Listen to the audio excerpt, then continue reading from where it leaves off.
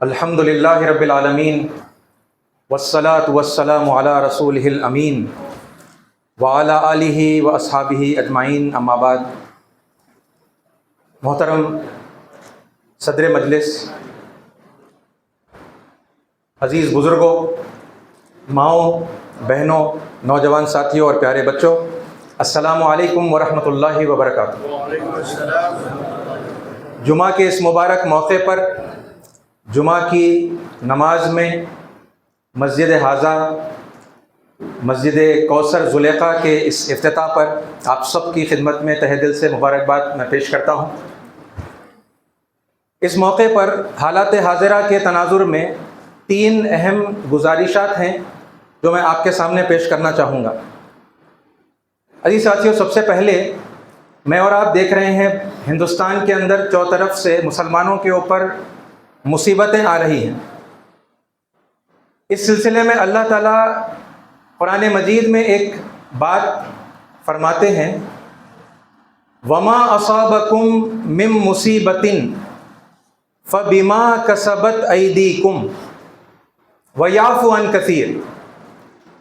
بڑی پتے کی بات ہے، تم سب پر جو کوئی مصیبت بھی آتی ہے وہ تمہارے اپنے ہاتھوں کی کمائی ہے۔ یہ واضح طور پر ہر مصیبت کے لیے اللہ تعالیٰ نے یہ بات بتائی ہے۔ ماں جو ہے نا، وما اصابکم، ماں نکرہ ہے، یعنی کسی بھی قسم کی مصیبت ہو، چھوٹی ہو بڑی ہو، اس کے لیے تم رسپانسبل ہو، تم ذمہ دار ہو، یہ اللہ تعالیٰ بتا رہے ہیں۔ اور آگے اسی آیت میں کہا وَيَعْفُو عَن كَثِيرٍ، حالانکہ اللہ تعالیٰ تمہاری بے شمار لغزشوں غلطیوں سے درگزر فرما دیتا ہے، ٹھیک ہے، لیکن ہر غلطی اللہ تعالیٰ درگزر نہیں کرتے، بعض غلطیوں پر اللہ تعالیٰ پکڑتے ہیں۔ اور اس حوالے سے یہ بات بھی آپ ذہن میں رکھیں کہ عذاب کی یا سزا کی جو شدت ہوگی وہ گناہ کے اور جرم کے مماثل ہوگی۔ ایسا نہیں ہو سکتا کہ ہمارے جرائم تو معمولی سے ہوں اور پکڑ اتنی سخت ہو جائے، مصیبتیں اتنی بھاری قسم کی ہم پر جو ہے اللہ تعالیٰ لاد دے، ٹھیک ہے۔ اور اس کا وائس ورسا، اس کا جو اپوزٹ ہے وہ بھی نہیں ہو سکتا کہ ہم سخت ترین مجرم ہوں اور اللہ تعالیٰ معمولی کچھ اس طرح کی سزائیں اور مصیبتیں ہم پر ڈالے، ٹھیک ہے۔ جتنی سنگین یہ مصیبتیں ہیں، اس سے آپ اندازہ لگائیے کہ اتنے سنگین ہمارے کرتوت ہیں، ہمارے جرائم ہیں۔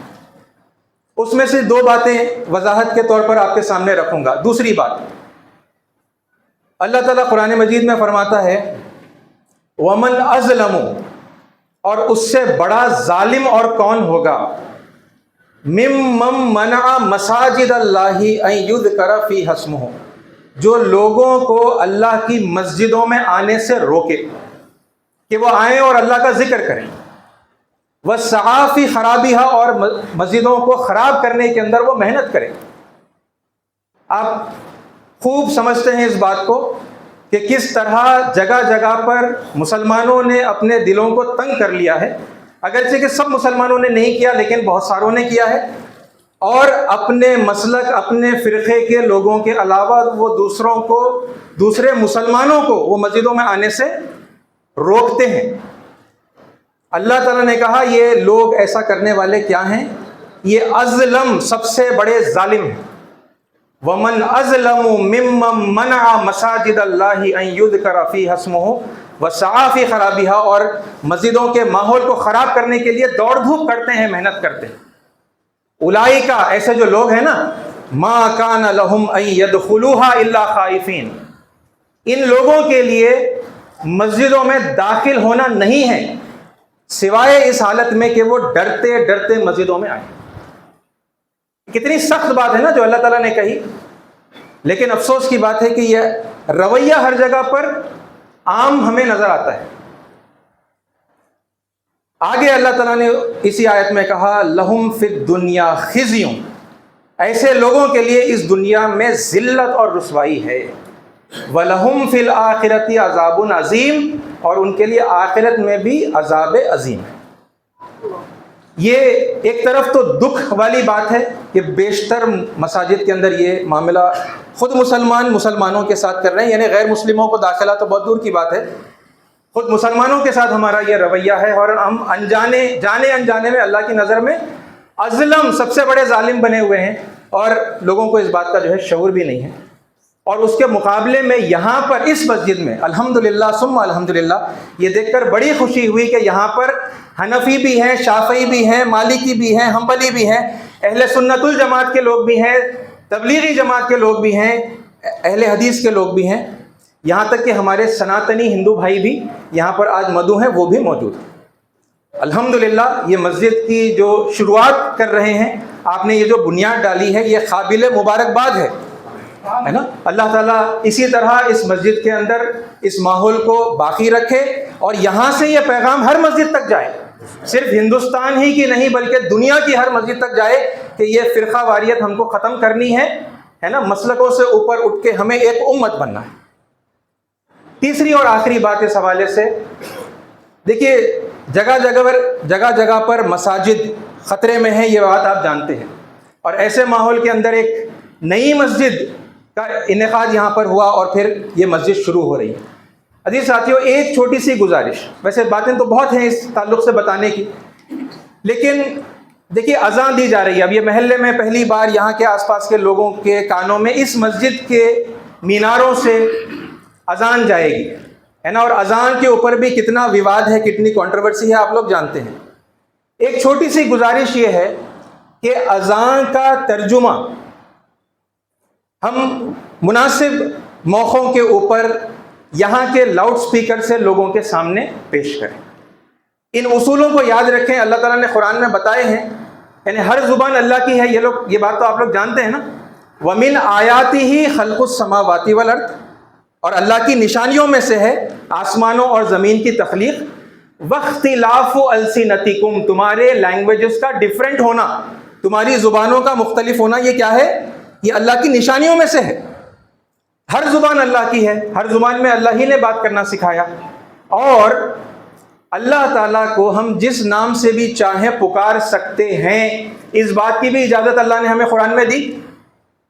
قرآن میں اللہ نے کہا قُلِ ادْعُوا اللَّهَ أَوِ ادْعُوا الرَّحْمَٰنَ، تم چاہے اسے اللہ کہہ کر پکارو یا رحمان کہہ کر پکارو، أَيَّمَّا تَدْعُوا، تم جن ناموں سے چاہو پکارو، فَلَهُ الْأَسْمَاءُ الْحُسْنَى، کیونکہ سارے خوبصورت نام اسی کے ہیں۔ تو جب سارے خوبصورت نام اسی کے ہیں، ہر زبان میں اس کے خوبصورت نام ہیں، تو اس کا اگر ہم مناسب ترجمہ کر کے جب لوگوں کے سامنے پیش کریں گے تو آپ دیکھیں کتنی تیزی کے ساتھ میں نفرتیں دور ہوتی ہیں۔ یعنی اس وقت پورے ہندوستان کے اندر جو ماحول ہے، وہاں پر ہم یعنی اس پروردگار کو اللہ کے نام سے عام طور پر ہم پکارتے ہیں۔